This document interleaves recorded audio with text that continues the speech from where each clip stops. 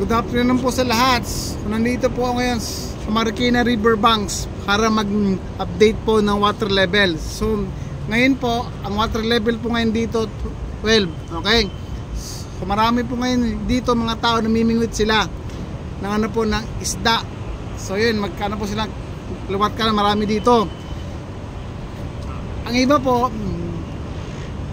may nahuling isa naman dalawa. So medyo mahina kasi po narito ngayon ano po, hindi maulan. Yun po. So marami pa rin dito. Hanga nila tuloy yung laban. Dahil tuloy tayo, Pilipino tayo eh, di ba? So yun, so kung gusto niyo po dito makakuha ng isda, punta kayo dito, mamimit kayo dito maghapon. Okay, marami dito. Yan sila oh. Ay po, so, marami dito. Marami isda dito pag malakas yung ulan. Okay po, sobrang dami isda dito. Tapos marami rin mga tao dito. Okay po, thank you for watching.